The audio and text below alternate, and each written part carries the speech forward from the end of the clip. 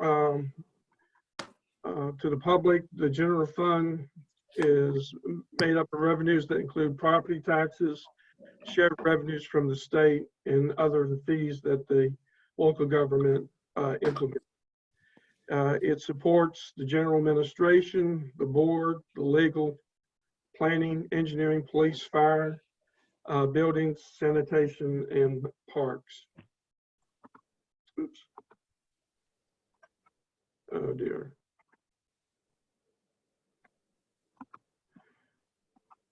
I just skipped a slide. Hold on a second.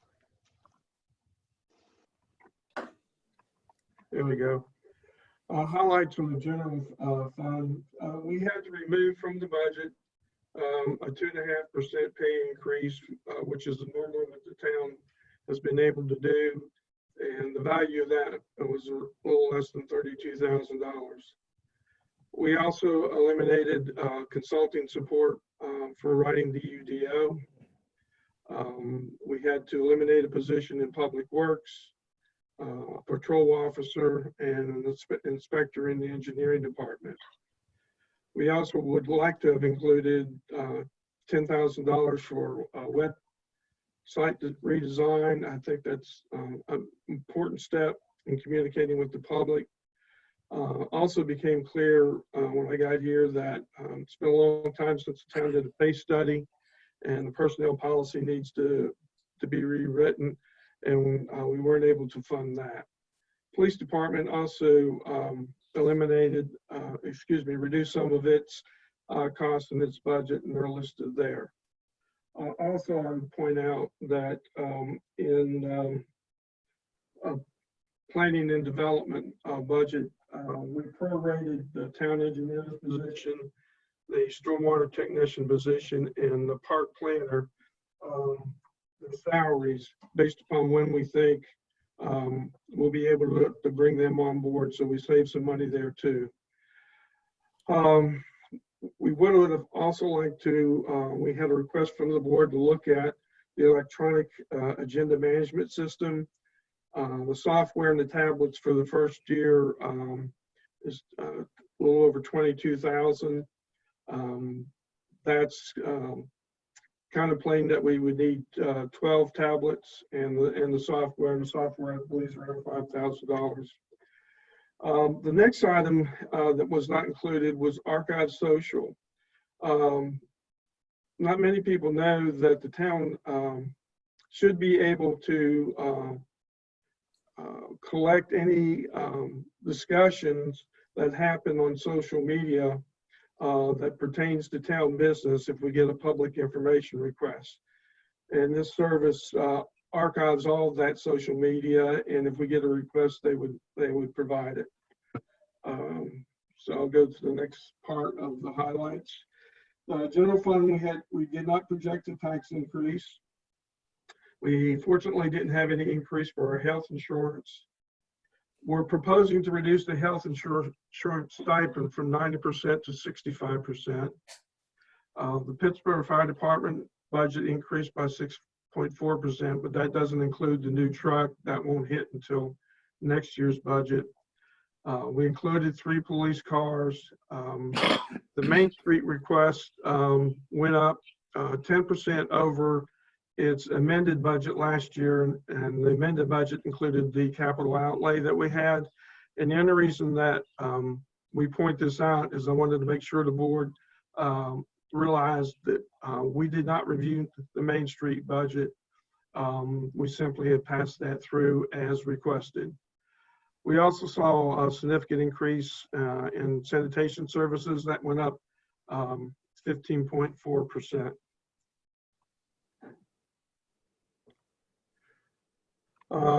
This slide shows what a penny on the tax rate generates, starting in fiscal year 15-16, and then going up to next year.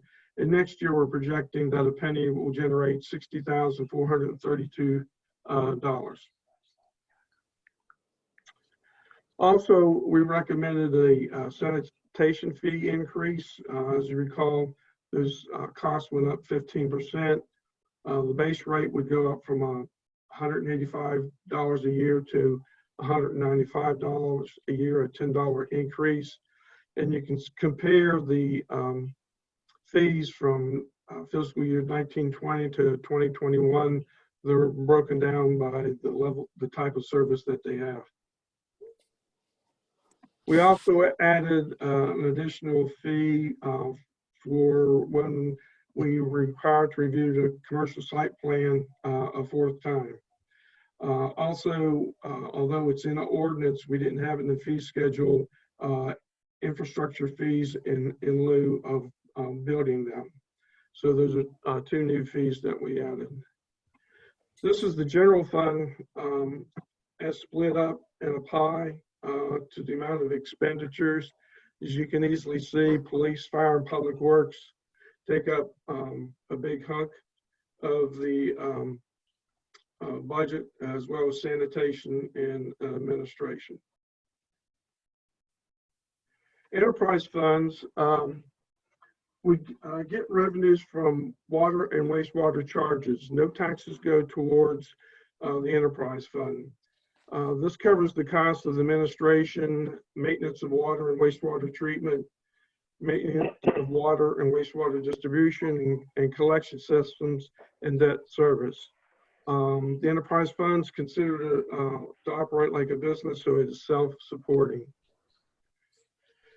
The highlights of the enterprise fund, we did not include a 2.5% pay increase, which is equal to less than $21,000. We included $104,000 for the Western Intake Partnership fees. Also, we're experiencing some increases in water treatment. Land supplies have increased by 25%.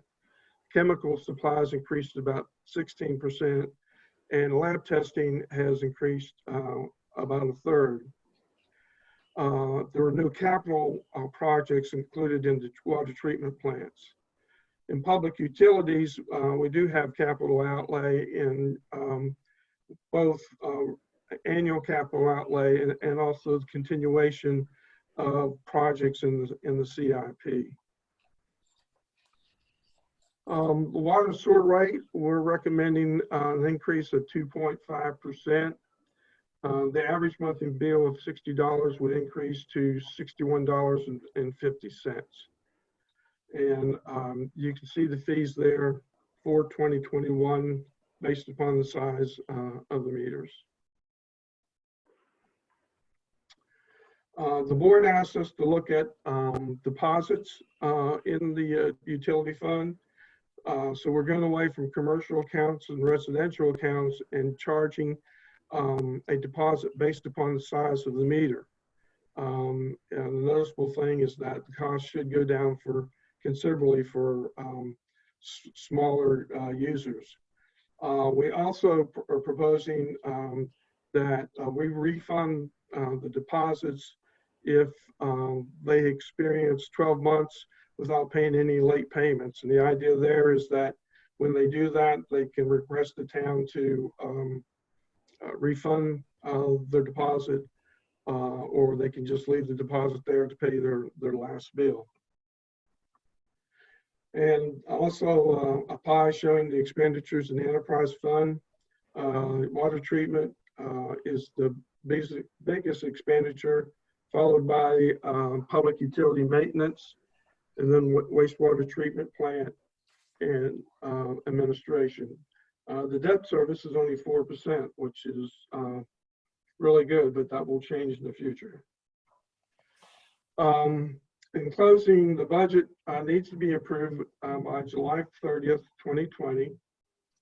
And we want to emphasize that the budget can be adjusted throughout the fiscal year. You can't change the tax rate amount, but if revenues like sales tax happen to do better than we expect, again, we went very conservatively, hoping to save having to make any big adjustments to the budget.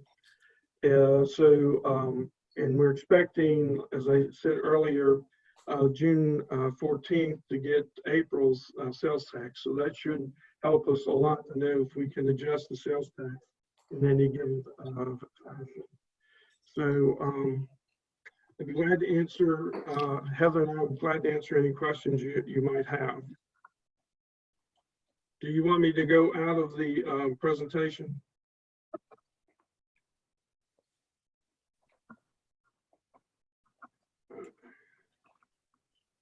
That's fine by me. Okay. Yes. There we go. I did it. All right. Questions? Bob, is that presentation in the agenda material on online that we can retrieve? It's going to be put on the website. Is it on the website yet, Cassie, or? Yes, it is. It's already on the website. Okay, great. Thanks.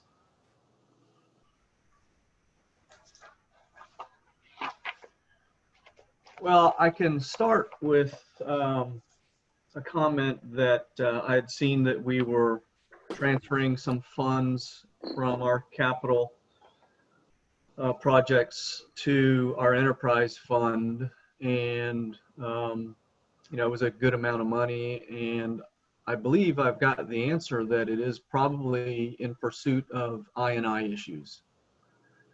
Because I think you said there were repairs to manholes and CTV expenditures associated with those funds, which Yes. I believe is trying to deal with our inflow Right. infiltration. That's why we kept them in. Great. It's such a critical thing. You know, we're spending millions of dollars to try to get additional capacity by going to Sanford, but what we do know is that we've got a substantial amount of rainwater that we treat and charge our customers to treat, and which decreases our ability to treat effluent at our plant. So I've said it for years, and I'll continue to ride this horse, that money spent there is an enormous investment in economic development potential. And I'd heard that the storm that blew out the culvert there at Pittsboro Elementary School Road likely did a bunch of damage to our system along Robeson Creek there. And I don't know if that's an area we're targeting, but it is. I think it is. Yeah, great. Yes, Thanks, yes. John. That's one of the main areas that we plan on doing some rehab. Okay. Do we have good evidence that we've got massive inflow at that Yeah, location? yeah. And yeah, that stretch has always been an issue. And that's part of some studies that already been done, but we have more to do in that area. But right there on the creek, that's I think we plan on replacing some manholes right through there. And but I think that's our biggest issue in town, is that Robeson area. Okay. Because I think our annual number at the plant went up by 100,000 gallons from what, 18 to 19? I'm not sure, but I do have those numbers here. But it was a substantial amount. Yeah. So if we can get And that I think water out of our system. we had several bypasses at the but they weren't bypasses of raw sewage. It was just bypasses in process, which we're putting out a not as good of a product to the creek.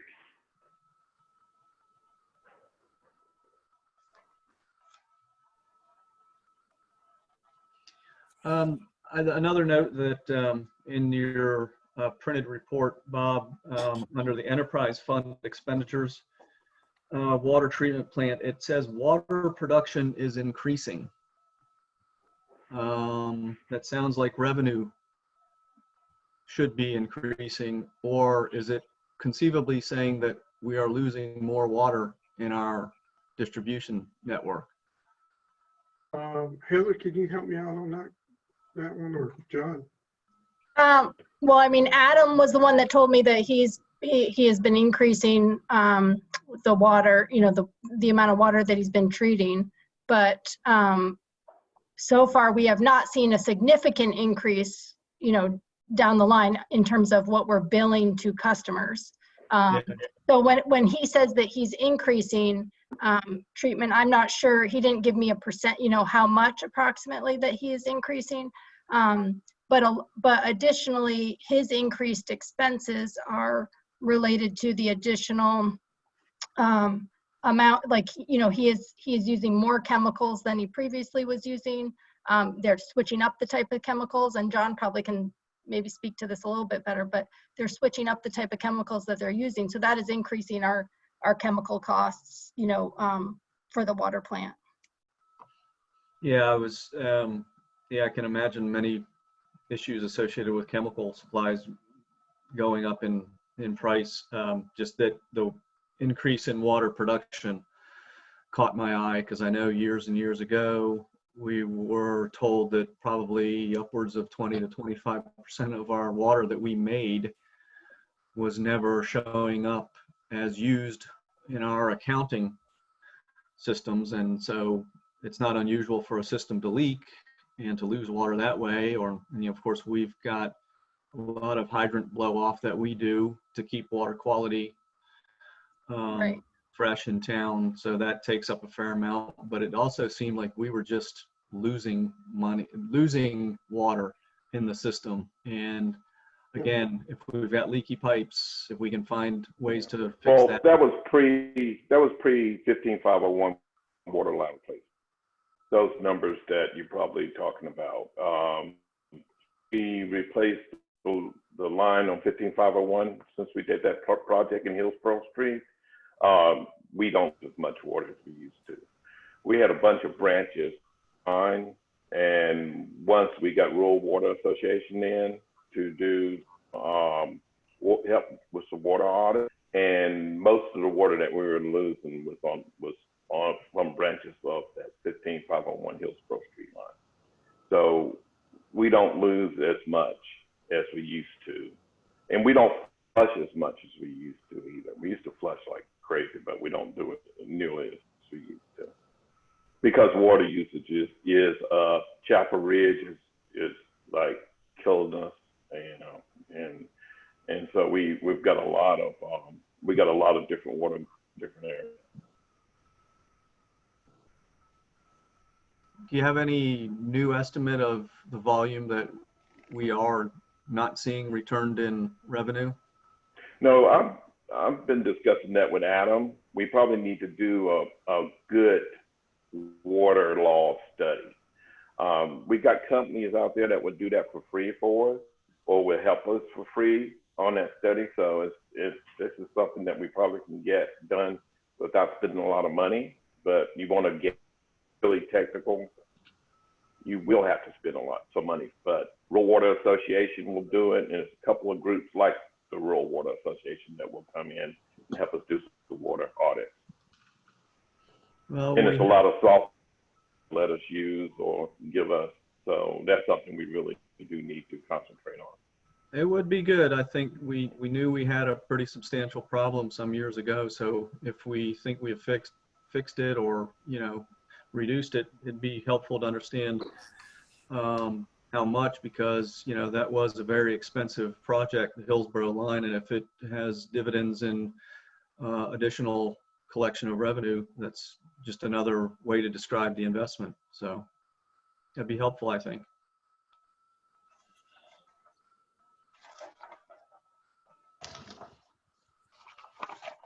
In terms of the increased chemicals as well, it says that we increased dosages to combat the PFAS and other unregulated chemicals. Do we know that's working, for one thing? And then also, is it possible to track what we're spending due to unregulated chemicals separately from general water treatments? We have an idea of that impact. We can do a comparison from what we used to do and what we do now, and I'm sure we can come up with a pretty good number.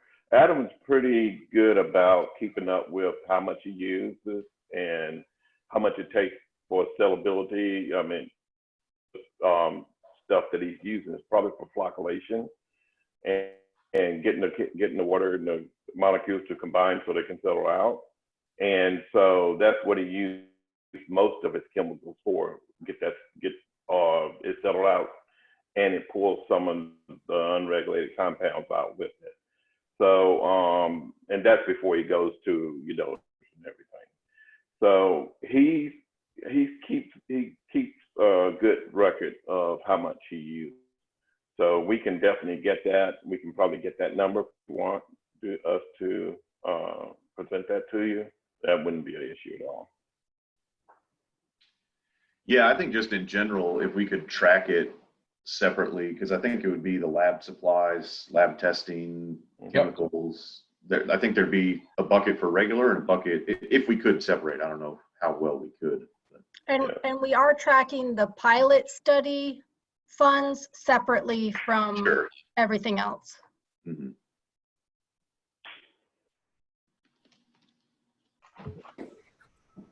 And we don't have any expected cost for that this coming fiscal year, correct? There will be an amount that I am carrying over because we have not completed that project. It is not in the current budget that I sent out, just because I'm waiting until we get closer to the end of this fiscal year to move that money. But since we are already, you know, we had budgeted that to come out of, it was either out of fund balance, you know, so it's not going to impact the budget in terms of the operating revenue, because it's just going to be coming out of fund balance. Okay, makes sense.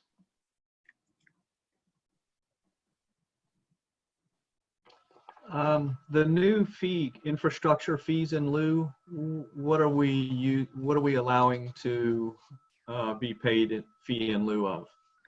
Right now, the only things that we've used that for, and I'm not sure Jeff can advise if it applies to something else, but we've just used it for the sidewalk fee in lieu. Okay.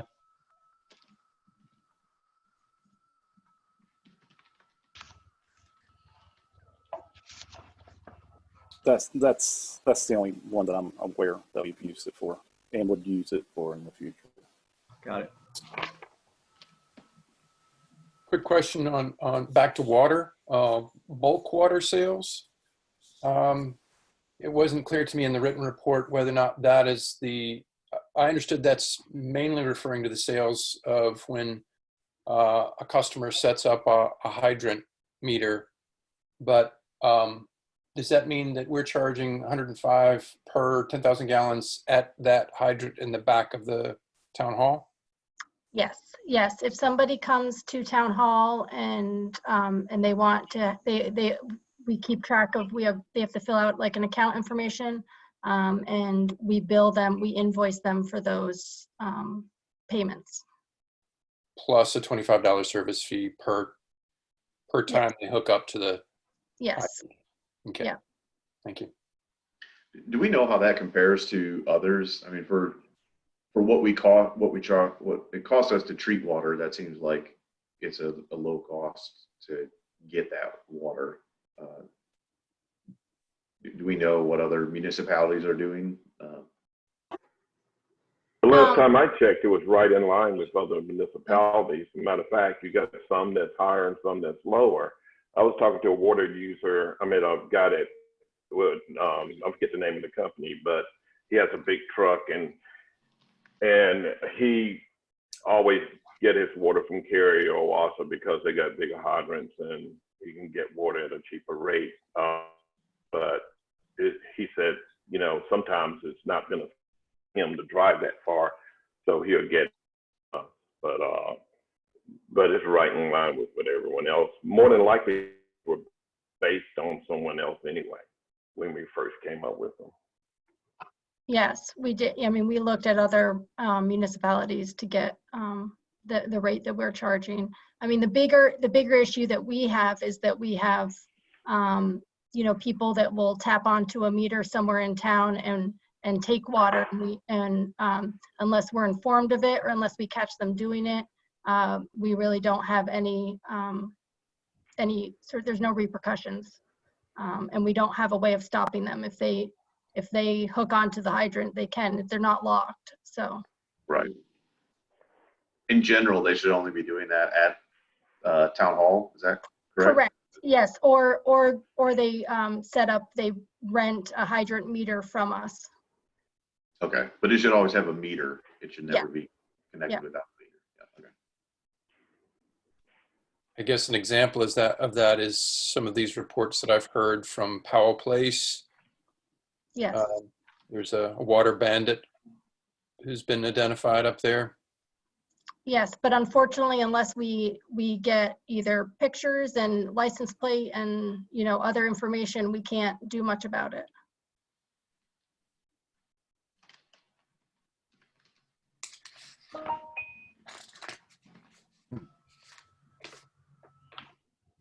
Water bandit. Okay. Thank you, John. You're welcome. Adding to my lexicon. I didn't do that. Someone else. That's someone else's term. We ought to be able to get a little camera over there where it's being stole and catch some video one of these days. Yeah, well, we got about 250. So, well, that was before we started grow. So, well, we're probably right around 300 hydrants now. So, Yeah. They'll find a little corner somewhere and we have to catch them in the act. Yeah, they'll find another one if we get them out of Powell Place. I think the citizens of Powell Place are keeping an eye out for those guys. Yeah. I need to ask a question about the health insurance in terms of the where you said the current budget incorporates a reduction in the percentage from 90% to 65%. Are you saying that individuals who have their own insurance, they will pay 90% now instead of the 65%? No, so currently, so we have probably 6 employees that currently are covered under either spouse's insurance or by the VA insurance or some other type of insurance. And so we actually, since we're not covering them under our insurance, we actually pay them a stipend. Right. And so right now they get 90% a month of what we would have paid for their health insurance. And so now we are recommending to reduce that to 65%. And mostly that is because this is not a common practice that a lot of municipalities do. Usually if you're not on the insurance, they don't pay anything. You're just making that choice. And additionally, we have had some inquiries about it that have led me to believe that they were trying to take advantage of this, getting the stipend and then buying insurance on the open market and taking the difference. So I want to reduce it just to take away that sort of idea that that's a possibility. Okay. All right. Thank you. Yep.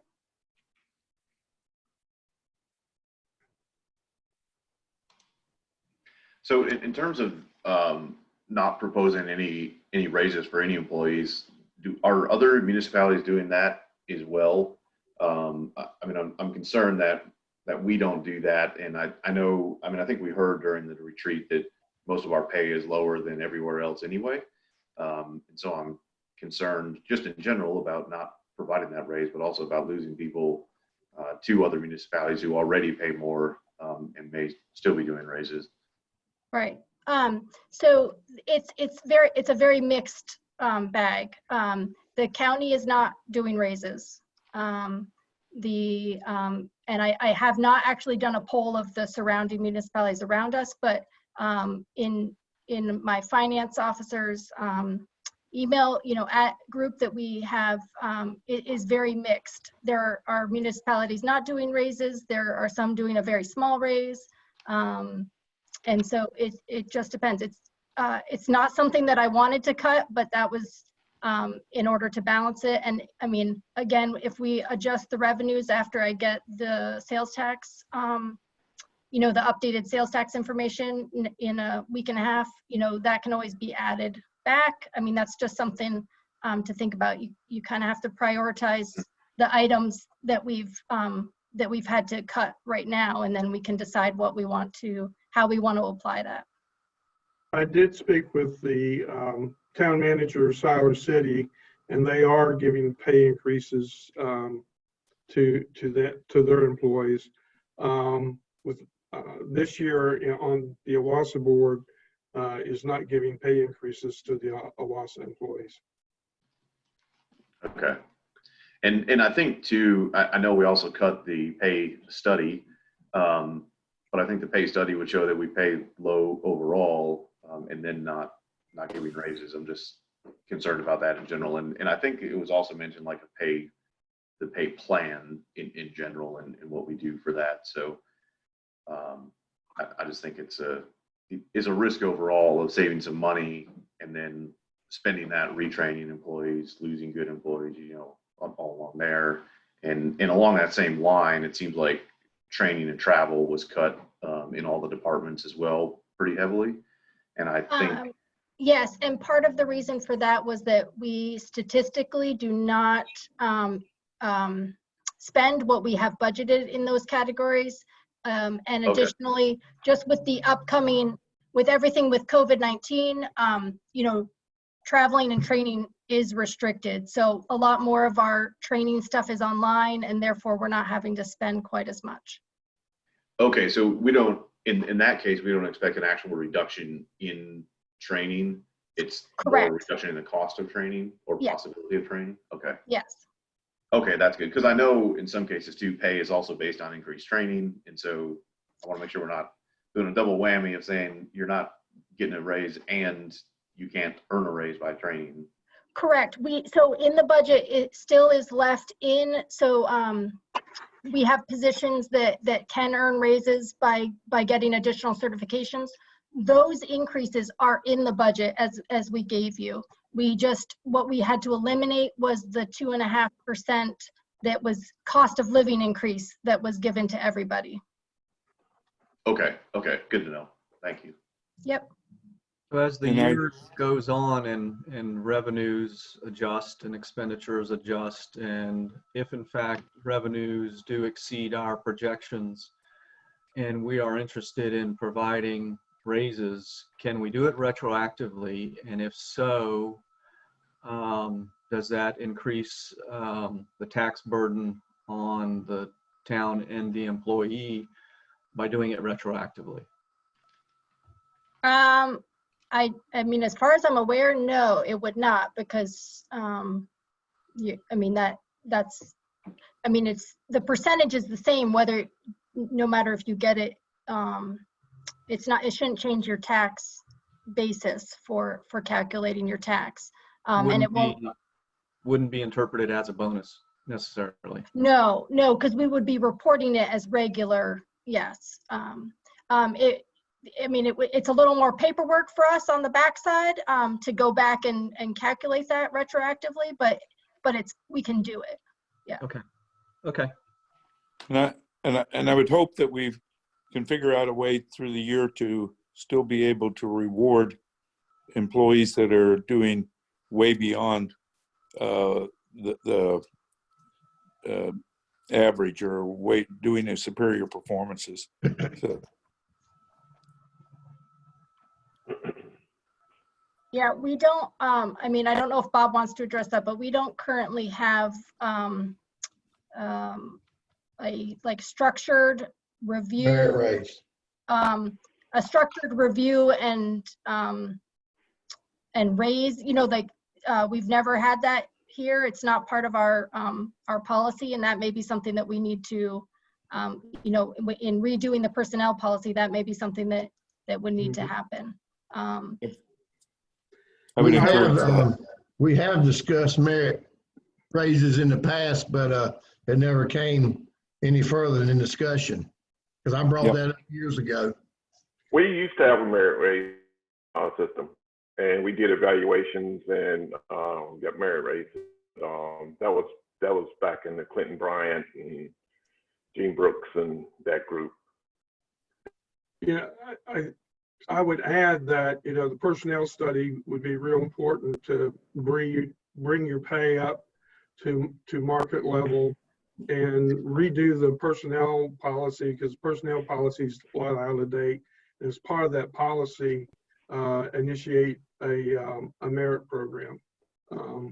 I know on the OWASA board, forgive me for always using that as an example, but we did an analysis. We had people that had been with the OWASA for 20 some years and still wasn't at mid-level in their pay range because we were just using cost of living increases and not giving them any merit. And we changed that about 4 or 5 years ago and been very aggressive about getting that merit money out to the employees. So we were really distraught about having to not give a pay increase to the employees this year.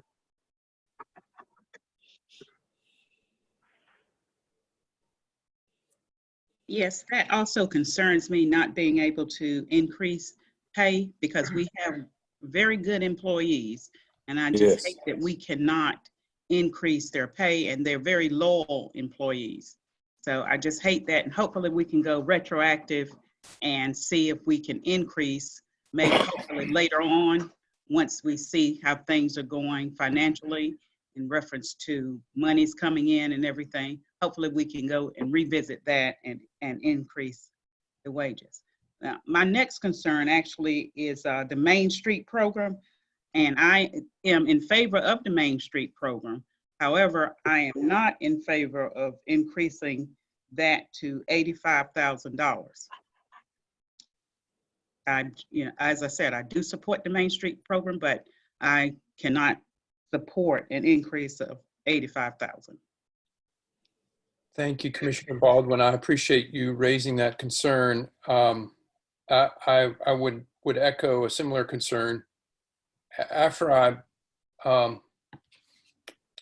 read Mr. Morgan's May 14th email, I gave a look at those things that had to be removed from the budget for this first draft. And none of us wants a tax increase, clearly, especially this year. But I come up with $350,000 of cuts. And it felt like each of those things were from our retreat and our workshop with staff and department heads. It felt like those were really important items. And I'll just revisit them briefly. Of course, the 2.5% pay increase we've already discussed, but the $75,000 for UDO assistance. I mean, that's a project that's been in the works for so long, and we all feel the need to complete that, I think. And the additional position in Public Works, which was a person to look after both parks and Public Works, an additional position in the police force, an additional engineering position for additional inspection services. That's those three positions. I felt like, my understanding is staff are just doing their very best to take a sip of water out of the fire hose with the workload they've got hitting them every day. So those were very concerning to me. Again, not that I'm looking for a tax increase, but that and some other things, we're past tightening our belt, I think, just with those things. It felt like some really deep cuts because of the workload. And so, again, Commissioner Baldwin, I appreciate you bringing up the Main Street. It's a great program. I'm glad for the work that they're doing, but when especially police is looking for additional staff, and we know how hard they worked over the past year with all the nonsense around the circle, it's really hard to say, let's spend more money on facade improvements. So I'd like to hear other commissioners' thoughts on that. Can I just correct one thing? Main Street is not having the 85,000 increase. Their total budget request is 85,000 for operating and 15,000 for facade improvements. And they have included in their budget a contribution from the county. In my last conversation with the county manager was that he was not going to recommend that they get that. And they were supposedly told last year it was a one-time grant from the county. I can weigh in on that topic because it's related to not only the county but the town. So what Main Street did this past year was enter into a long-term commitment in downtown with the Welcome Center. And when we presented our case to the county for funds, as we were directed to do for many years by the county, because when we suggested that they should invest in Main Street in downtown Pittsboro, their living room, if you will, they told us we need a project. And we came up with a project, Welcome Center, when the Capital Bank went out of business and left a pretty good eyesore right in the middle of downtown. We're gonna improve that and fix it. We approached the county and asked for $16,000 and showed to them our budget, full numbers, documentation, that it was going for improvement of this building. And when they asked the question about additional funding, we said, no, that's good for this year. The Welcome Center is an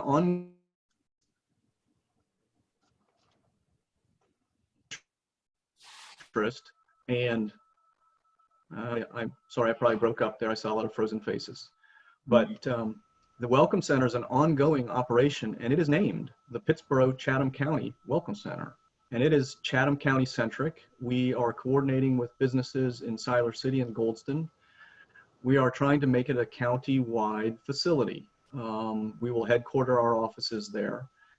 And that's a big commitment. That's a big change. And we're going to have employee expenditures or expenses. We've got rent expense. So that is a big step forward for the organization. And I think having a continuous presence downtown. And I know I sent emails in support of the Main Street program, and I've just got to reiterate that it's a group of people who are dedicating probably several $100,000 of their time, mostly professional folks, who, if we were paying them to do this work on behalf of the town, it would probably be a substantial amount of money, whether they were employees or consultants. And they're dedicated, and they put on big events that bring a lot of people to town for economic development. Facades are incredibly important. If your town is looking shabby, it has an economic effect on it. And we've got this year some of our old established Pittsburghians making these investments. We've got Pam and Snuffy making an investment. We've got Tommy and Cindy Edwards making investments. This is a critical year. We are really, I think, turning a corner and getting some momentum. And we, as Bob mentioned, it's an $8,000 increase. It's 10%, but it's an $8,000 increase. I've already got requests for 4 additional facade grants. So people are spending money, making investments in downtown. Mosaic and Chatham Park are not going to probably feel the downturn as much as we are, and they're going to continue to make investments. And our downtown folks are going to be able to capitalize on that by continuing to invest in their properties, or fall a little bit further behind. And honestly, my concern for the time that we've been in this Main Street program since 2011, knowing that Chatham Park is here, is that we've got to get our house in order to capitalize on the investment that those private organizations are making. Or it's possible that the new shiny objects that they're going to create could distract people from downtown. And I don't think we can afford, I don't think any of us want to do that. I mean, in our retreats, we've typically stated, downtown was one of our top 3 priorities. So that, I'll leave it at that. That's what I believe. And these people that I work with on a daily basis are really dedicated, and they've got the best interest of this one geographical area of Pittsboro that is so critical, and it's our historic downtown.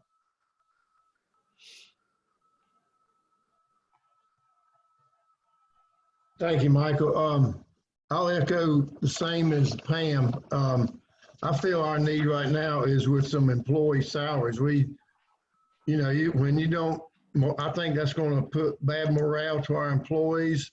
I know the COVID has hurt everybody. It's hurt our business. Downtown businesses are hurting. County business are hurting. State business are hurting. But we have employees that are well below what I call even affordable housing available. They are our utilities folks need some money. I think that should be our top priority, is our employees some type of what I see it. If I'm wrong, Heather, 20,752 was that the amount for a 2.5% raise? That, yes, under water and sewer, under the enterprise side, and then it's 31,545. and then it's 30 something under general fund. So total, Okay. It's almost 60,000.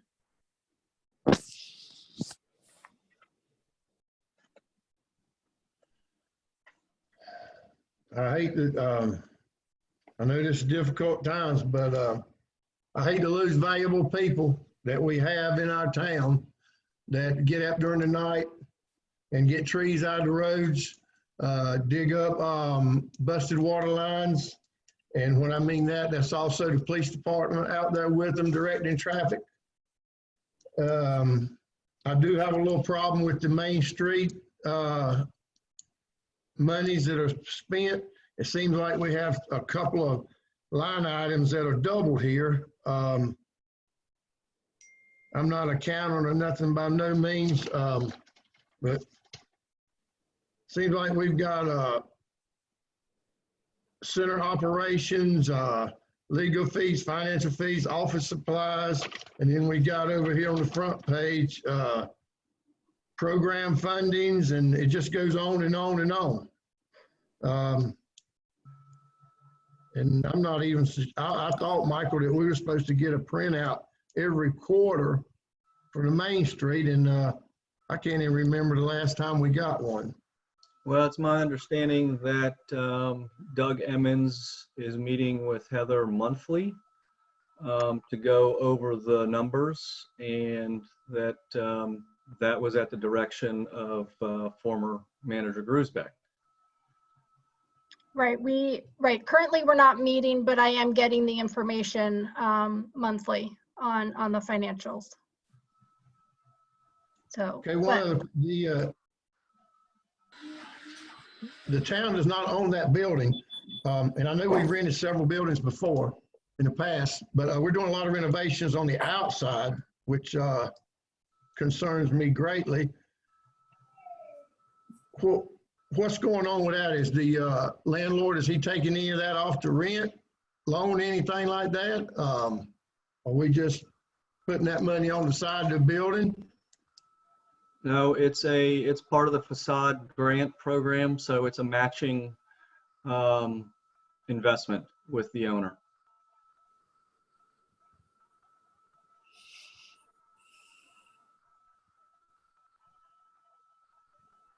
Well, I still don't think that's, they need to work with everybody else on these cuts. We need to support our employees.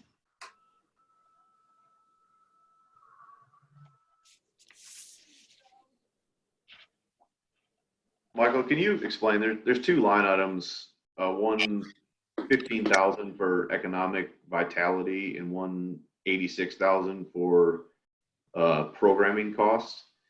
There's a lot of other breakdowns on here, $75 for registration and stuff like that, but there's two pretty large line items that, what do those really go toward?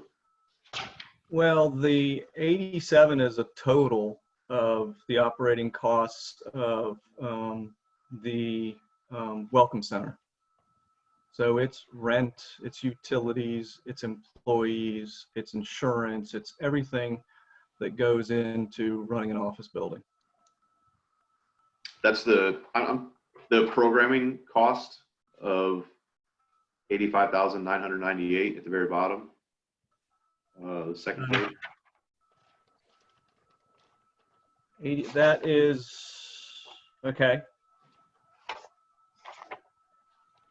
It says promote and improve Oh. Main Street Pittsboro following COVID-19. The programming costs Yes. is listed as the promotion. We've got four categories of function: promotion, events, design, and economic vitality. And so that would be the total of those four functions. And you can see that the promotion, totals 21,400. Events is 21,400. Design. Okay, I see now. I didn't see that as a total. I see. Yeah, it's the total, right? Not formatted. No. Yeah, I got it. Yeah. And honestly, revenue is going to be down for the Main Street program because we've had to cancel several events that are fundraisers. And don't forget that. Well, let me point out that we also garnered contributions not only from events but from private businesses to the total of $43,000. We're also raising money on behalf of the Main Street District from private entities as well as events such as Local on Main and Summerfest. Have the Chatham Park investors contributed? Yes, they have. And Mosaic. Each of those entities put in $10,000 this past fiscal year. So a total of $20,000 between the two of them.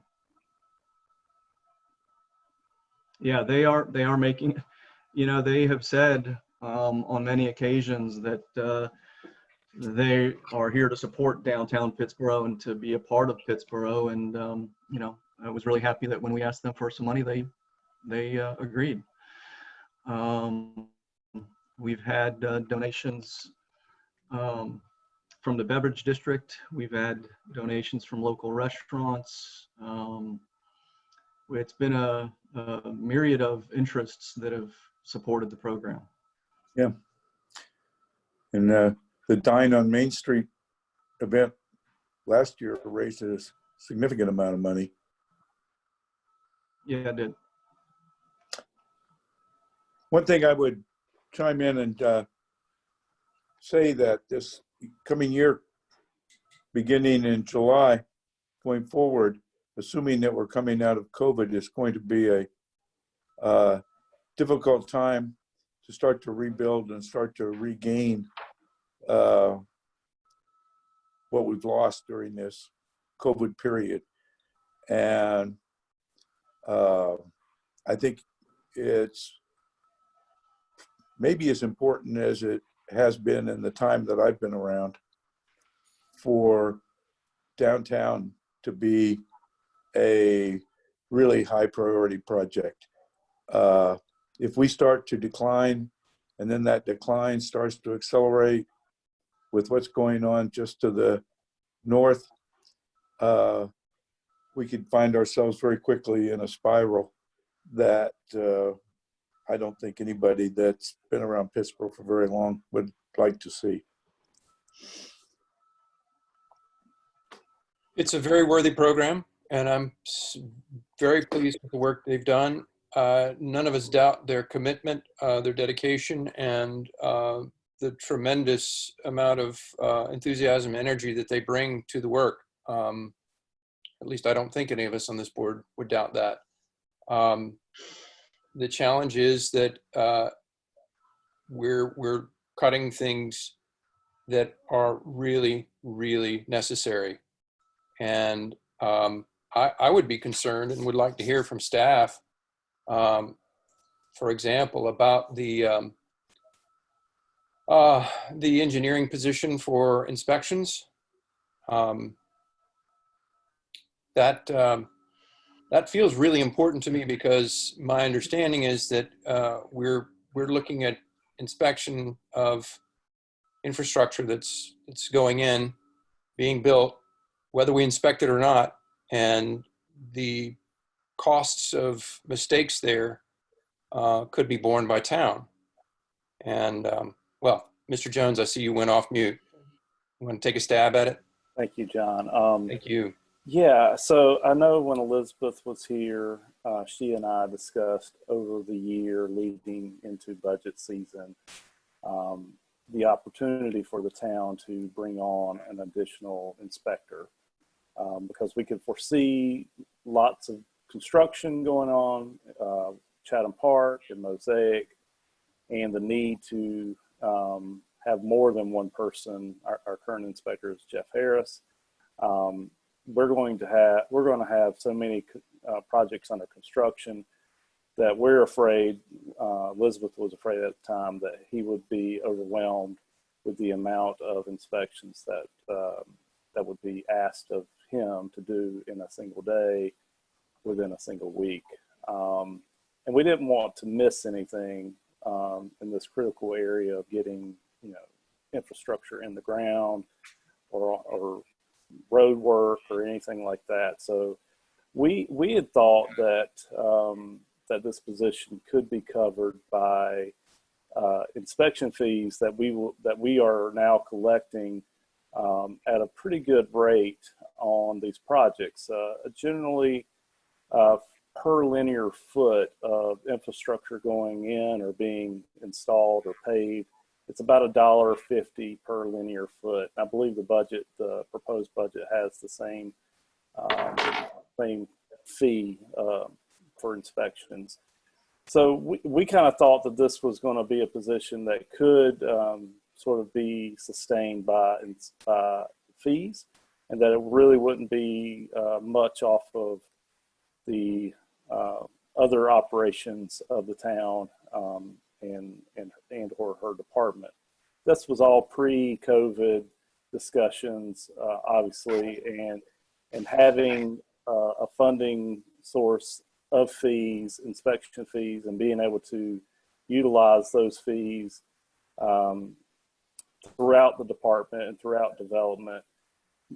There must have been other things that needed to be funded that Bob and Heather didn't feel like that we'd have a true wash on a new inspector. So I totally understand that, but I also understand that Chatham Park and Mosaic, they're going to continue building at their current rate. That's what they tell me most times when I meet with them. What we have done is, the major utility lines going in by Chatham Park to and fro our plant to their plant, some outfall lines that they're putting in, major outfall lines. We've hired McGill Engineering. They're one of our 5 folks that are on our bench, and they're doing our inspection work for us. Again, at the time, we thought that the inspection fees would be able to handle this outside outsourcing of inspections, and they've been performing the inspections, at least on those major utility lines, in concert with Jeff Harris, and giving us weekly reports on that. I anticipate continuing that service as long as the town manager and the finance director says we have the funds to outsource and our fees take care of that outsourcing. So I think how we're currently operating will be how we operate in the next fiscal year. It's just we won't have an employee. We'll have outsourcing. So the work will get done, but it will be under that $50,000 outsource line item. Yeah, and or that line item is a base line item of revenues from fees that we would collect. If we collect more, then we've got more to expend on inspection fees. These major outfall lines were several tens of thousands of dollars that we collected on those projects, just in inspection fees. And I was just looking for my statements from our finances, on the month-ending finances, and my recollection was we had, I think, budgeted 200 and some odd $1,000 for fees through planning and engineering, and we'd actually collected over 300,000, I think, in one of our latest reports. So it seemed to me fees were rolling in, and I'm associating that with, you know, a lot of the construction that's ongoing. So it seems like the revenue is there for this type of activity, and whether that be used on an employee or employees, seems like it could sustain itself, because that's ideally what you want it to do, is have the fees fund that work. So it seems like it's working right now, and we could bring some people on perhaps, but that's my observation. I know the budget is far more complicated than that, but at least I think that's it. Do I recall this correctly, Heather? Are those numbers about right?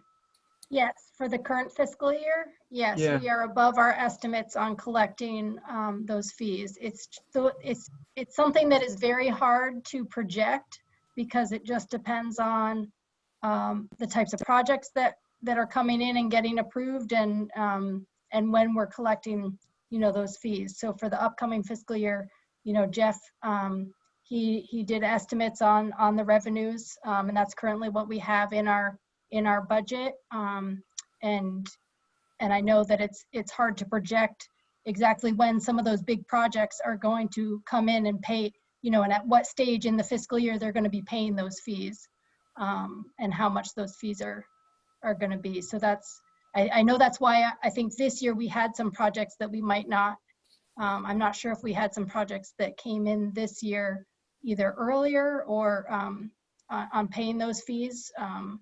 But that's also something that we can adjust midway through the year. If we suddenly get a windfall of revenue related to the construction inspection fees, we can adjust up either our contract allocation for, you know, the on-call engineering stuff, or inspections. You know, we can always make those adjustments later in the fiscal year. Could we hire an employee later in the year, or would that need to be done? Would that decision need to be made? Yes. So I mean, so any of these adjustments, they would come to the board as a budget amendment, and yes, I mean, that can be done midway through the year as well. Okay. Well, and I know that Chatham Park and Mosaic had both mentioned their interest in funding, not outright funding, but having an agreement where they could essentially prepay some of the fees, so Yes, that they could fund work and take it off the back end of their expenditures. Right. So I have heard about that they are interested in doing that. We just, I can't put it into the budget until we have an agreement. Right. So, Right. Yep. It is something, it is a resource for us to consider. Yes.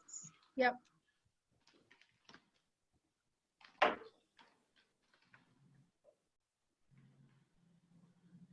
Commissioner Fiocco, thank you for bringing that up. I was curious about that and how that differs, or maybe is the same as the concept of advance tax payments through voluntary annexation. So if Chatham Park was to be annexed, right now, if they voluntarily chose to annex part of their their additional property, it would not affect the upcoming fiscal year's tax revenue, because the tax revenue for the upcoming fiscal year is based on January 31st of 2020. So it would affect fiscal year 21-22. Yeah. Does that make sense?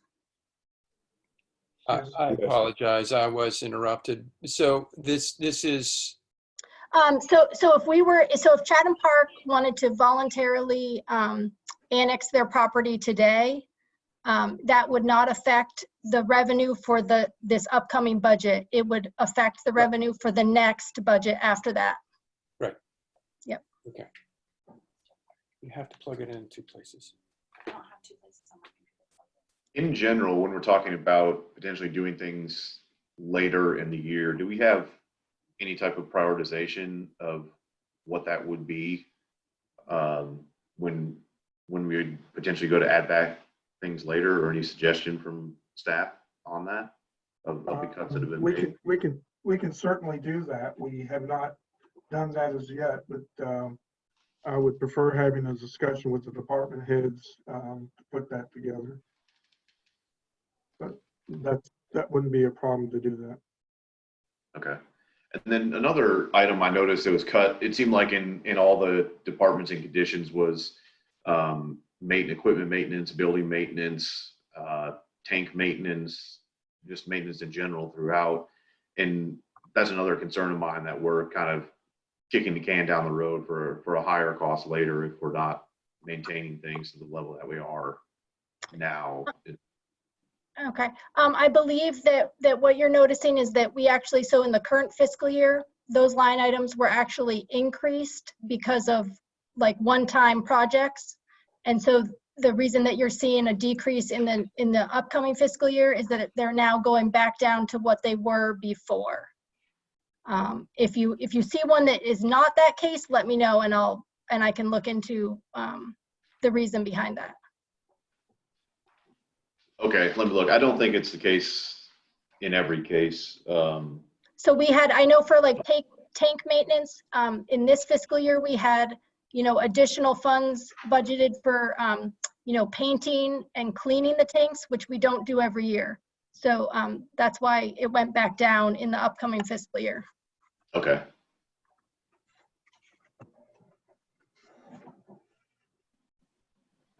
I guess like one just example, like public buildings, grounds, equipment maintenance, the last 2 years it was 67,000, and then this year it's 15,000. And that is related to, so it showed up in 2 years because we had originally budgeted the generator here for town hall in 1 year. We didn't get it completed, so we carried it over to the next year, but now we dropped it back down. So that large amount was only related to the generator. Okay. Okay.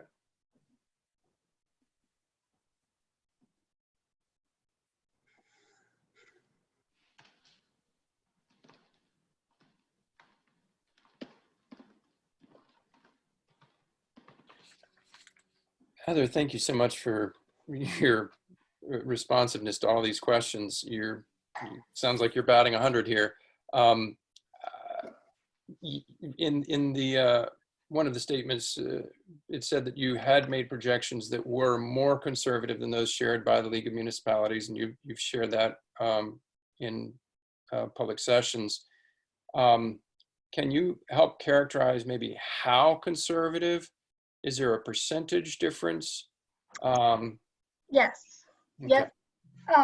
So, and the reason that I did it was so that the league, they issued their report with their projections, probably, I think it was back in, hold on, let me look at the,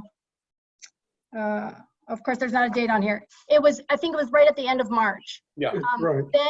Then the league, it was either the league director or somebody very high up in the league in April was on WUNC, and he was quoted as saying that the projection, that the decrease was going to be more than what is in the printed projections.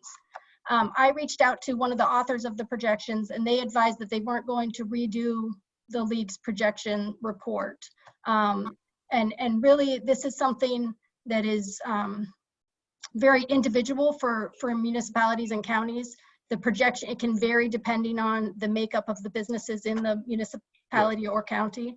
And so I always err on the side of being more cautious, just because I know that we can always add things back in. I just would hate to get through mid-year and either have to cut something or have to dip significantly into fund balance. So what I did was I did a spreadsheet, and I did each of our, so we have 5 main categories of sales tax that we get. And I did a projection monthly on that. So I put those in a spreadsheet for this current fiscal year, what we've received so far last fiscal year, and then I was doing a projection for the new fiscal year. And so what they've projected, they're more, so for their July-September numbers, they were anticipating, their most conservative estimate was a 9% drop from our previous July numbers. I did a 15% decrease. I don't really have a reason, for that, why I chose 6%, but additional, I just wanted to be a little bit more conservative. And then for their October, December numbers, they were showing their most conservative estimate was a 3% decrease. And I did a 10% decrease. And then for January through July, they were showing it just being flat, 0 growth, and I'm showing a 5% decrease. And the reason that I was still showing a decrease is more just because if we keep, even if we come out of isolation, quarantine, I mean, I think it's going to be slow going, getting the economy back up, getting people back working and spending money. I'm sort of worried that the reason we haven't seen an initial significant drop in our sales tax right now is because people, they were still getting their money. They got the stimulus check. They're getting that, and they're getting that bonus unemployment amount. So it's not really hitting them yet, and it's going to hit them 6 months from now, when they haven't gotten a job and they've taken away those funds. So that's why I'm being a little more conservative.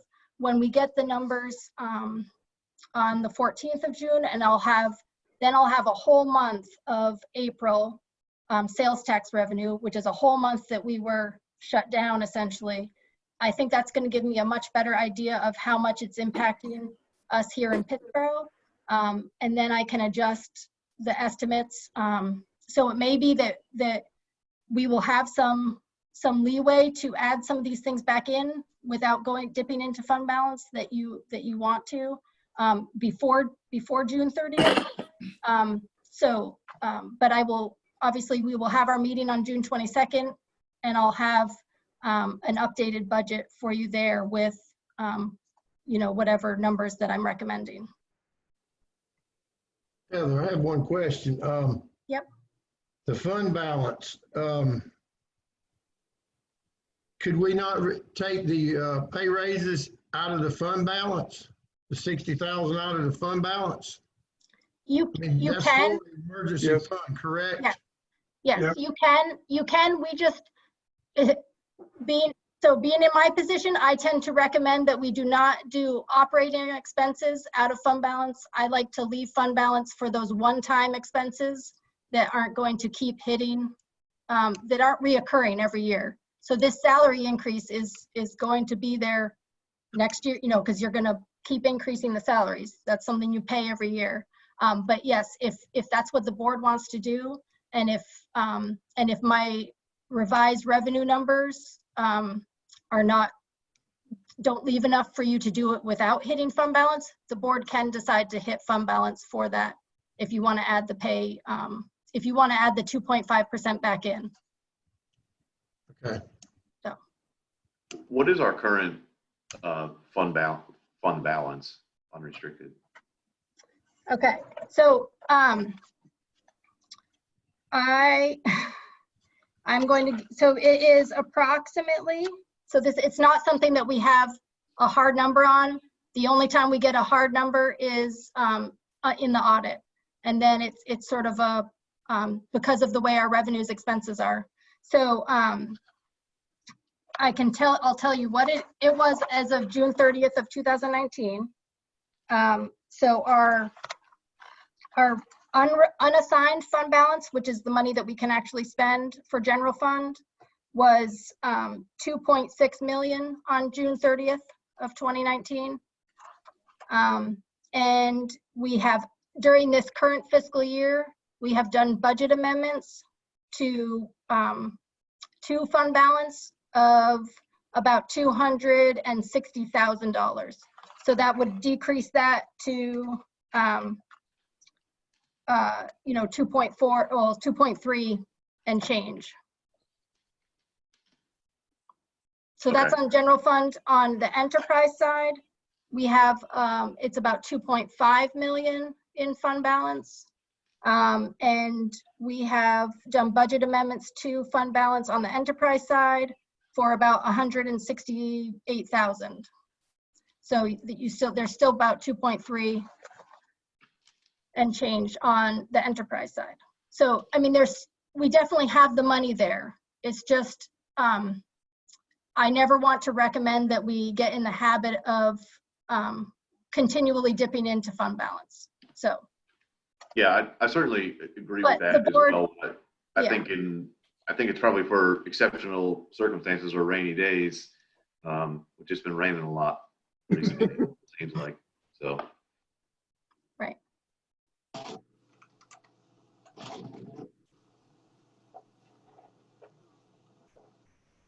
Yeah, I guess or go ahead.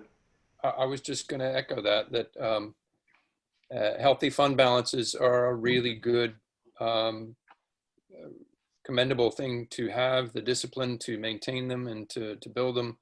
But they're one could say, for emergencies.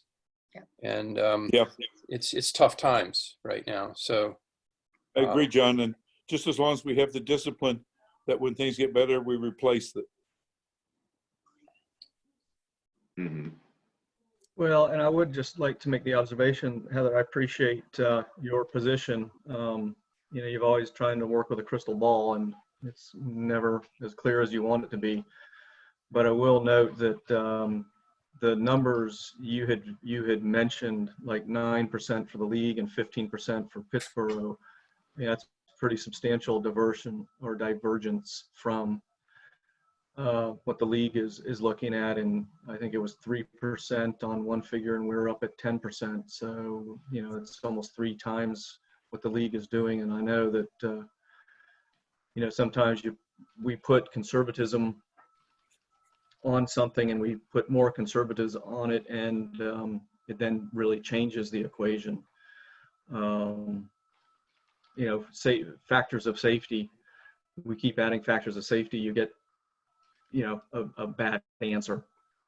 So I appreciate your difficulty here, but I just want the board to note that the budget is predicting far fewer dollars in revenue than I think what the League of Municipalities is projecting from the sales taxes that are received.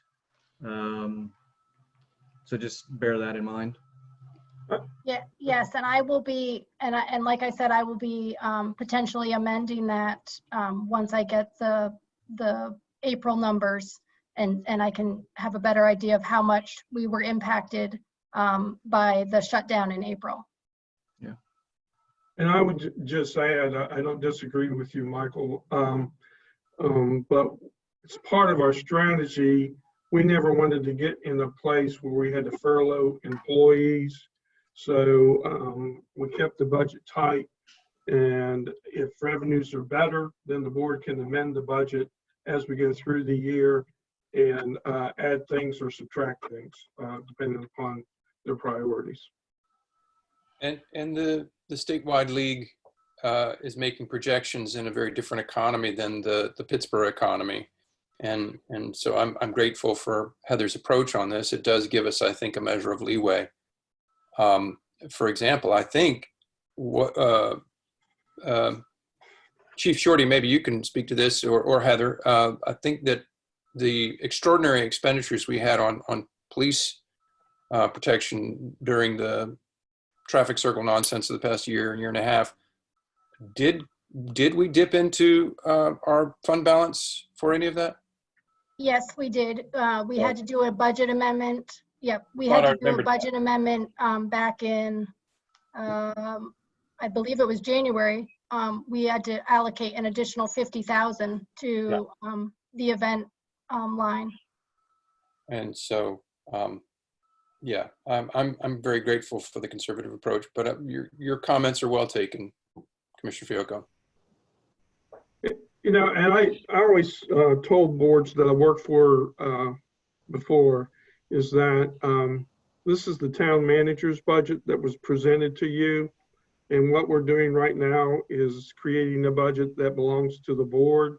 And so this is part of what I consider the normal process of you searching out information and looking at what you think the priorities are, and then we can make adjustments to the budget.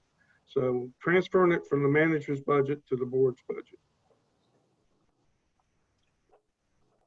And I think maybe in keeping with that, with your guidelines, Heather, and I don't know if this is what we would want to do, but we could say the raises would be funded from the general fund, and Main Street Pittsboro Economic Vitality would be funded from the other. If that's what we want to do, in more keeping with this, if that's how we want to respond to this current economic situation, that could be a one-time deal through them, and budget in the others. I mean, it's kind of shuffling the cups, I think, but that would be more in keeping with your guidelines, I think, if that's how we wanted to, if that's the money we want to spend to respond to this pandemic. I think it makes sense.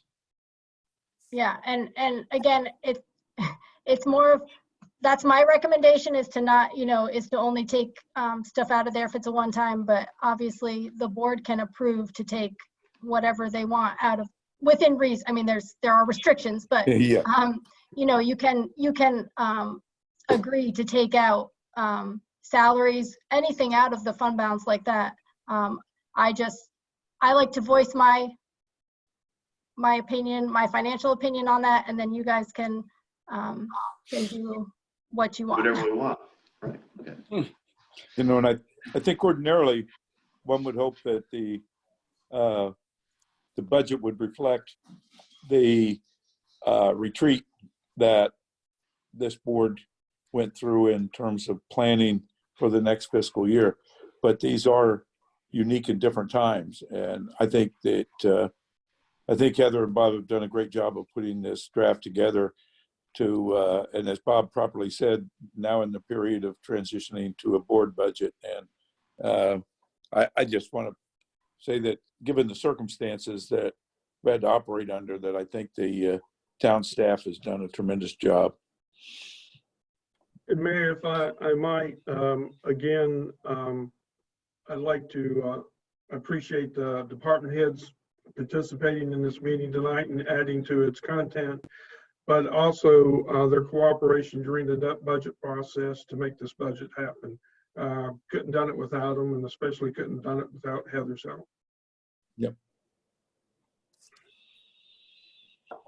So I'm going to talk too about some of my priorities that were removed from this draft and the pay increase, which we've all talked about. But I think the pay study, getting back to what we talked about at the retreat, is we believe we are underpaid now, Yes. or not personally, but maybe, but that the town is underpaying employees now, but we don't really know that without unfortunately spending money to find that out. So I think that that's important to benchmark and then help us develop a future plan to catch up. I think probably the reality is that 2.5% pay increase is not cost of living, but maybe cost of catch up at this point.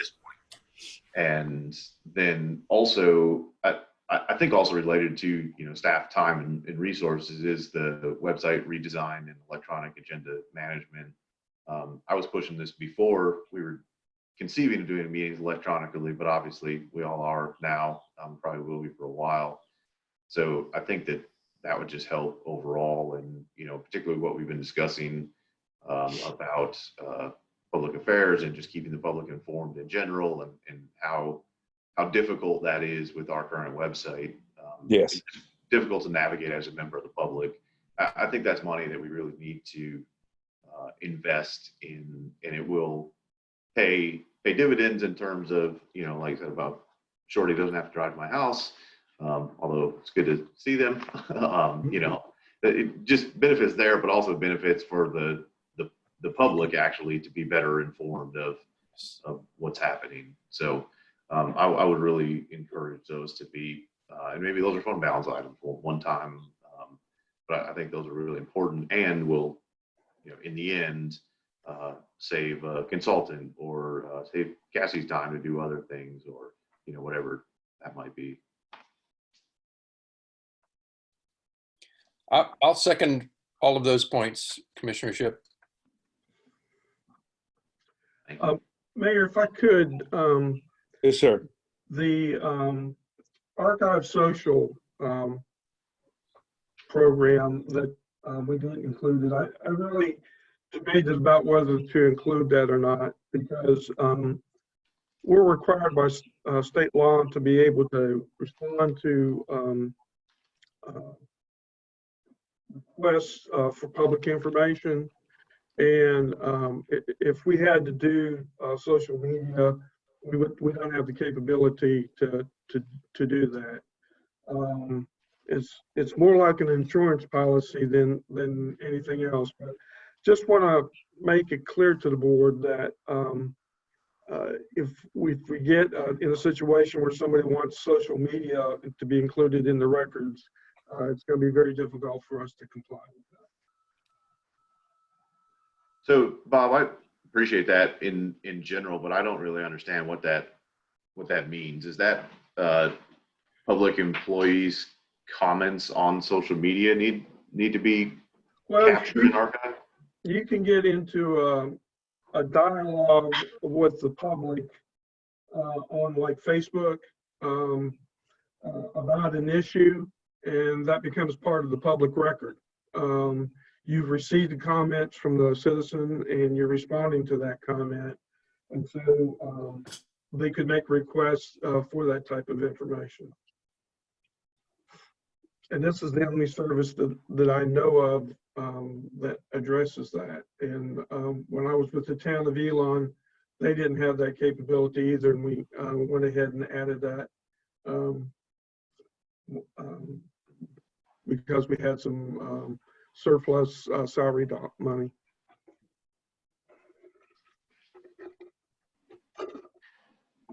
I'm sure it's something we don't really know we need. Like buying tires for your car.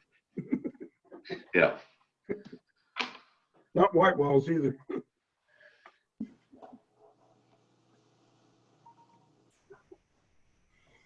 Okay. One thing may be worth noting. I think I said, well, yeah, I did say this, I think, in our meeting last Tuesday, that I find it interesting that our ABC revenues projections are down when sales are up 16%. I will be amending that projection in when I do the revised. I was actually waiting for their numbers and they just got them to me this week.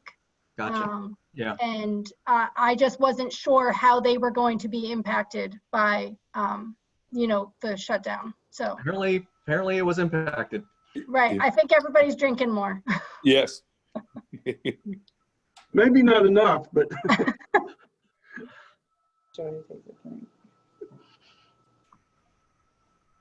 So let's dwell for a moment, go into detail on Commissioner Shipp's points that I strongly and emphatically second.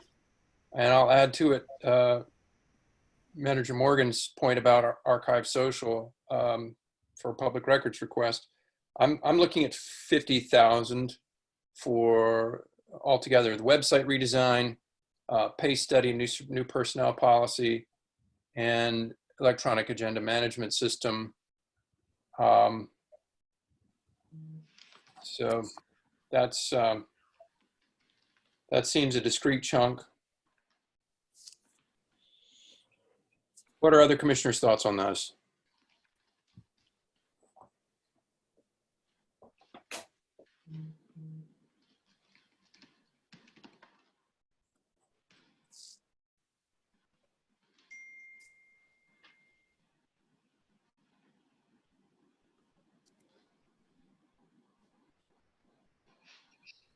I'm in favor. I actually think that we do need a pay study, but I still don't know if it's the time. But actually, we have had a pay study in the past, and it did show that basically the salaries in Pittsboro were lower than the surrounding area salaries. So basically, we definitely know that there needs to be some increases. And in reference to the social in media information, I'm not sure if I'm in favor of going to do that at this point. I think some of those things may be helpful in doing some of them. And my one recommendation in relation to the pay study is just that that's the cost of the pay study, but then there will be a cost, obviously, in increasing everybody's salary. So, and if we're going to do the pay study, and if the staff is going to know that there's a pay study, then they're probably going to be expecting something to happen at some point in the near future after that's completed. I do know that when that other pay study was done before I came, and I don't believe anything was necessarily implemented from it. So we just want to make sure that if we're going to do it, we also are prepared to implement it and the cost associated with that. If I'm not mistaken, we had two pay studies done. We had one done 2000, and we get merit raises for that, and another pay study was done afterwards, and we didn't implement raises with that pay study. Yeah.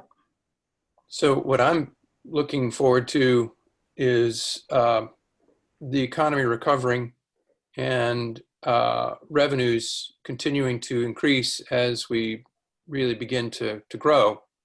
I think Pittsburgh has a very bright future. I'm feeling fairly confident of that. We got to get our ducks in the row between here and there, but I would expect that we would follow through or do our very best to follow through on pay increases in response to the pay study. I mean, the whole point is not to understand if we're down, because we've got all of our department heads telling us we're down, we're below what comparable agencies do. We need to know by how much and what we need to do to fix that so that we can improve morale and recruit and retain really good folks. I think that's right. Is that correct? Yes, I would say it is. That's correct. Yes, I agree with that. And I think when we did have that pay study, after it came back, it did recommend it did show basically that there should be increases, but you're right, we could not follow through on it. And it's not that we did not want to, but the way the budget was and the monies, we could not follow through on those recommendations. Mm-hmm. So hopefully this time, if it happens, I don't know, when we'll have that pay study, but this time, hopefully when we go through with this pay study, we can increase those individuals to what is recommended. Hopefully we can. Because again, these are our employees. They're very, very important. They're very, very loyal. They do work very hard. So I would definitely want to see a significant increase for them. I would just add to that, it's important that you adjust your salaries annually from the market standpoint, but also develop a merit system so that skilled employees who stay with you advance through the pay range at least up to the midpoint, so that you can keep the people who have the skill sets that you need. And that's hard for a lot of small communities to do, not just Pittsburgh.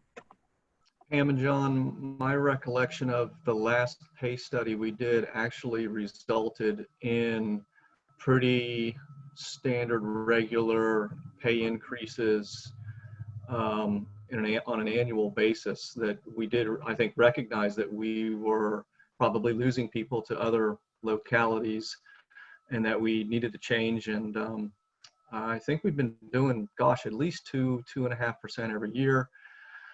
And it seems like the year that we did the study, we bumped up something like 3.5%, 4%. That's my recollection. So I think the pay study did have a result. And I know, and Jay has been saying for years that some kind of merit system ought to be put in place. And, we've just never insisted that be something that staff, follow through on. So I think as we grow, John, I share your bright outlook on the future. And I think we're going to grow and there's going to be revenue available. And I think we will change the employment character of the town and how the benefits can flow to staff. Because, without staff, what are you? Yeah. And I guess what I would say is that's basically $12,500 we can spend today to get ready for that moment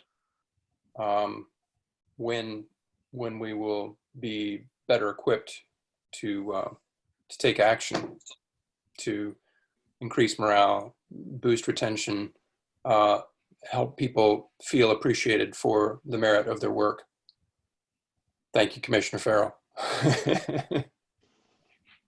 And I would think that would lead to a more formal, maybe pay policy as well, which I know was mentioned a couple of times during the retreat. Is also that we would use that study to inform a pay policy, whether that's done with a consultant or the future manager or something like that.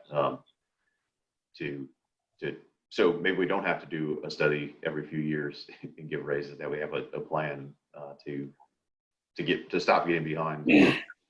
Yeah. And I think it's very important to, whatever we do in that area, include some very thoughtful work on the merit side. I think being able to recognize and reward people that are really outstanding is very important to an organization. Yes, it gives employees a drive to do better, even if it means taking classes and more training. Yep, absolutely. I believe they do get a 2% raise on training and certificates. I'd also give the board one piece of advice about pay studies. Accept the consultant's recommendations and don't change any of the recommendations.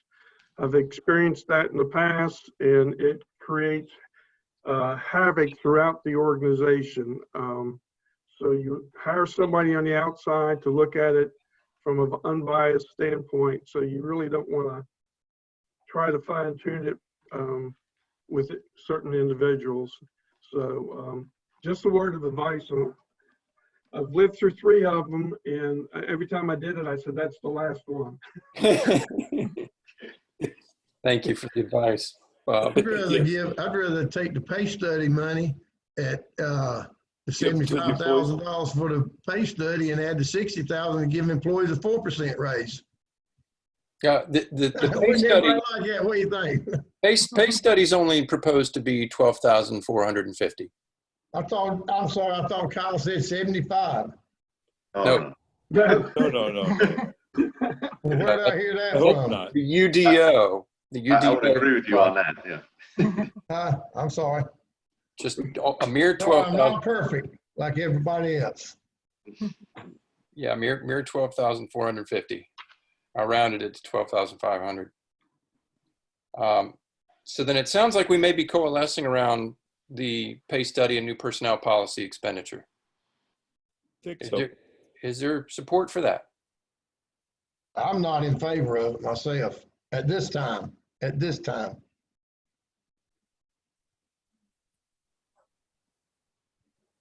Well, let me suggest to the board, we're going to have our public hearing on the June 8th. And our next meeting after that's June 22nd. And in between those 2 meetings, we will get June 14th, we should be getting another sales tax check-in, so we know what April was. And so maybe further discussion after the public hearing to get the staff ready to maybe have something ready for you on the 22nd so you can consider it. So just my thoughts. Would be really helpful, I think, Heather and Bob, if you could share the information you get on the 14th via email so that we've got it before the 22nd. Oh, yeah.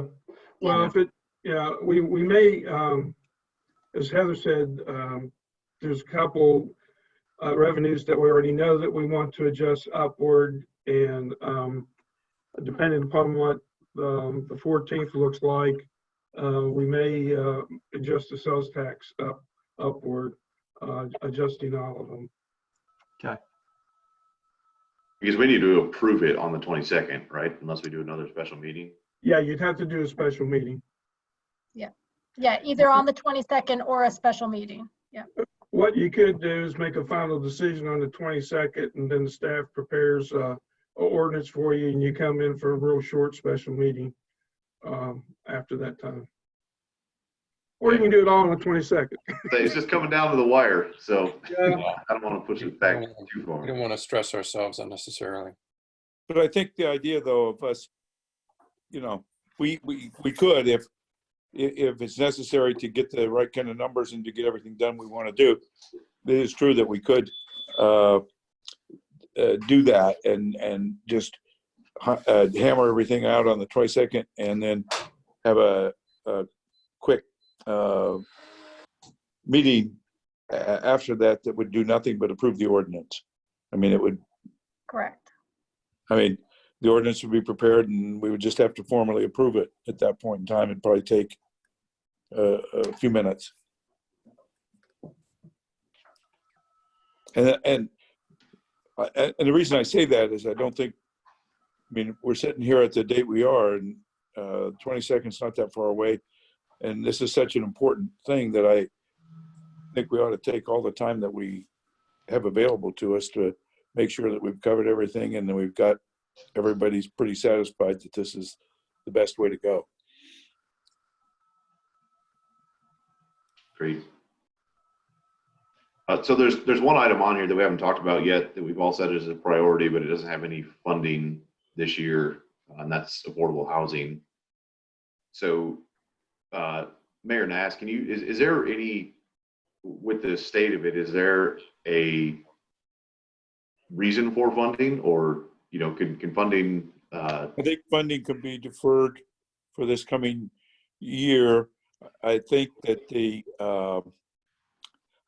I think there will be, well, a few things that will be done, but I've already got commitments for example, if we create a 501c3 for that work to be done for free, donation through an Okay. attorney.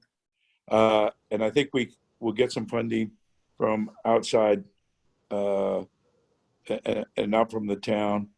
I would like to see, you know, as we work through this year, that we may have an opportunity for amending the budget later on, depending on what the numbers look like. But I would think that I would think we're okay with where we're at on that. Okay, and I know it's been fairly nominal in the last few years, but you know, obviously the budget reflects the priorities too, and I just want to make sure we have in there what we do. We have in there to do what we need to, whatever that is. I think so. Yes. Okay.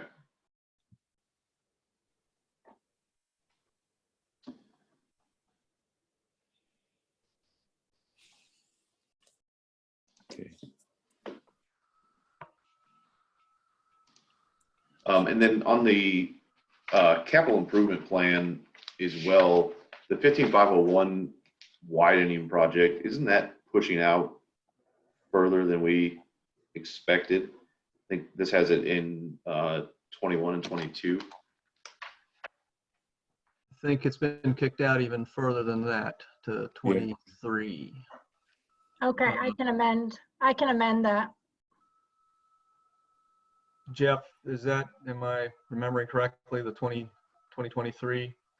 Yeah, that's what I recall too. I think we have a meeting upcoming maybe next week where we'll get an update. So Heather, I can get you a updated number for a year that Pittsboro Street project. Okay, and if you have updated numbers, that's helpful too if anything's changed. But well, I think our commitment is the same, and we've been told that the commitment we've made is good. It's just the timing of it. Okay. Yeah. Jeff, and then, just a quick interjected question for Mr. Jones. Jeff, if you are indeed meeting with them and that 15501, we're talking about the Hillsborough Street project, correct? With the multi-use lane on one side and the sidewalk on the other? Correct. If you could please ask them to look at what cost savings might be gained, because NCDOT is in a world of hurt. I'd like to know if they can find cost savings from going from a 12-foot center lane to a 16-foot center lane to a 12-foot center lane, or perhaps 10-foot. Okay. Question for cost savings. I'll throw that out to the project manager even prior to the meeting. Thank you, sir. Yeah, no problem. okay, and then there's 3 projects listed that don't show any costs across the time: the rebuilding filters, water treatment plan, and the Robeson Creek outfall model. So I think that was probably just oversight on my part to not take them out. The filters at the water plant, those were rebuilt last fiscal year. And the Robeson Creek outfall is being done this current fiscal year. Okay, so they're completed, just falling off of the capital plan. Yeah. And then we also have the municipal building on here for 2023 for 17.5 million. Is that when that will hit based on the loans, or how does that fit in 2023? Yeah, that's when I'm anticipating that we would that is when we're going to have to take the loan out for the funds or have any payments on the loan. So you know, just based on the way that we're looking right now, we may not start construction until spring of 2021. It's going to take 18 months at least for construction, and then it won't be hitting, you know, it won't be hitting the expense side until 2023, fiscal year 2023. Okay, and then I think our current construction budget is 16.3 million. Does that difference between 17.5 and 16.3 does that cover all the things that are not covered currently, fit out, and where else is the where did I put this? Yeah, I mean, I put in, Installation. yeah, I put a number in there of the 17.5 because and that's something that I can keep adjusting. It's just because the number keeps changing a little bit depending on which options we include. And then also you're going to have all the internal upfit of the building. And would that all go in to that same pool? Or I think this came up when we talked about chairs for the town hall, but does that all come out of the same budget, all the final finishes and things like that? Or is that? No, we can take it out of where we want to, and we may not even want to finance all of that. We may want to see if we can include some of it under, you know, regular budget items, or whether we take some of it out of fund balance and not finance it. There's lots of different options. That'll be something that we will have to look at, you know, at that time. Okay. And then one thing I don't see on here too, and I don't know what's involved or if we contemplated it, but is the retrofit of the current town hall into the police station once we are out of it. We know what's anticipated there. I have no estimates for that yet. And We we've not haven't. done any work yet on that. Right, we haven't tried to get any estimates. It is something that we will need to do, but we haven't talked about the time frame of how long after, you know, the town hall is built, when we would do that, and I don't know of any how much it would cost. So. Sure. Okay.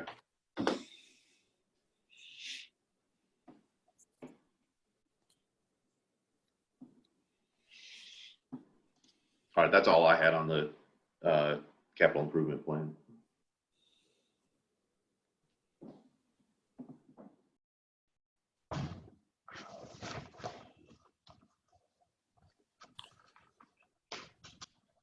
And I think in general this evening. Yeah. Anything else from anyone?